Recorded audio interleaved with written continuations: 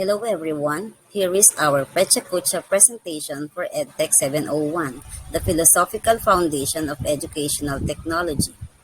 Our group decided to discuss about the comparison of constructivism and behaviorism theory in distance education setup.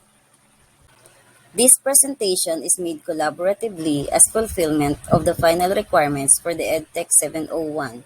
I am Ms. Donalyn Mercado, together with Ms. Diane Grace Santiago, Ms. Alma Laurio, and Mr. Jerickson Chua to discuss about our chosen topic, the comparison of constructivism and behaviorism. Behaviorism is a theory of learning based on the idea that all behaviors are acquired through conditioning. Our actions are shaped by environmental stimuli. Motivation plays an important role in behavioral learning. Positive and negative reinforcement can be motivators for students. Constructivism is a personal construction of meaning by learner through experience, and that meaning is influenced by the interaction of prior knowledge and new events. In constructivism, learners construct knowledge rather than just passively taken information.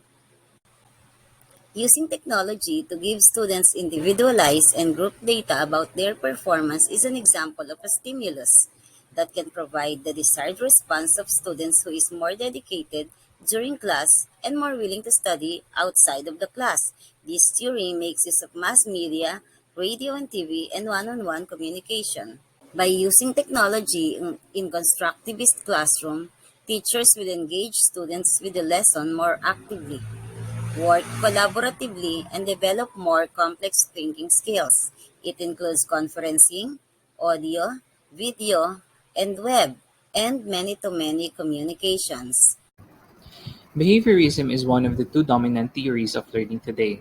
Distance education has often followed behaviorist principles. For example, online software applications provide immediate feedback to learners, thus reinforcing positive advancement in the material. With distance education, it has been seen as a good environment for behaviorist principles to offer such a learning environment. With constructivist problem-based learning activities, learners can construct ideas, make inferences, draw conclusions, and discuss their knowledge in a collaborative online learning environment. For example, mind maps help students to visualize the things they already know and then build and organize that image with new ideas. Classroom management during in-person instruction is challenging. With distance learning, the management of students' behavior is even tougher.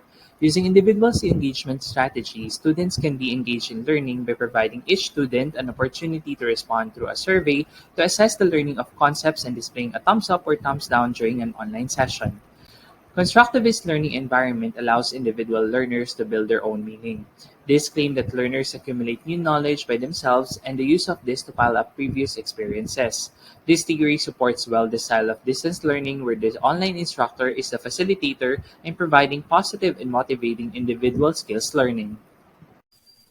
When it comes to behaviorism content granularity, resources like modules should be self-contained and comprehensive. The teacher is the exclusive source of information. It implies that the content has already been provided, scripted, and specified.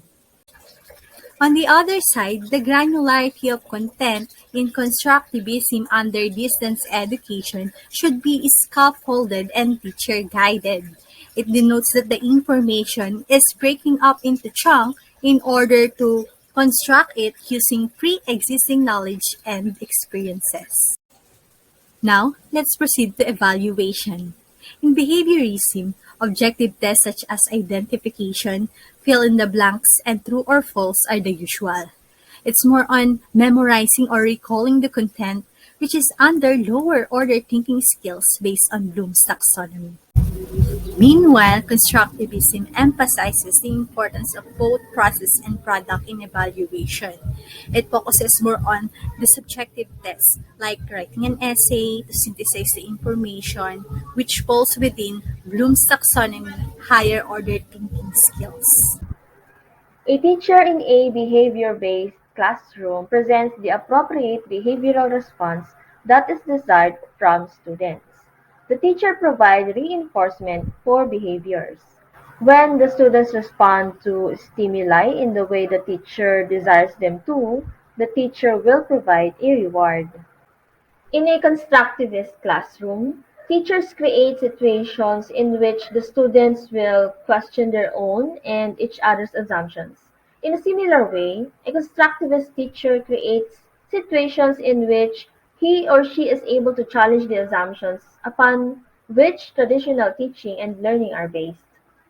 In behaviorist theory, the learners are more passive in the learning process. All the objectives are predetermined, while the student is tasked with absorbing the offered knowledge so that in the final stage it may present desired and predetermined behaviors. On the other hand, constructivists believe that learning only happens when there is active processing of information, and so they ask students to create their own motives by linking new knowledge to those motives. They believe that students are forced to construct their own knowledge through personal experiences and real events. Behaviorism and constructivism are two major learning theories. Despite their differences, these two learning theories are well suited to the design of distance learning today. Although the various technological tools are primarily designed in the context of behaviorist theory, most teachers use a combination of the behavioral and constructivist design, perceiving the dynamics of both theories in order to satisfy the educational peculiarities of each student. As a teacher in distance education, which one do you prefer? Behaviorism or constructivism? What will occur in the coming years? Are we still dependent on behaviorism or constructivism? Or does a new philosophy will be emerge? The future of educational system is in our hands.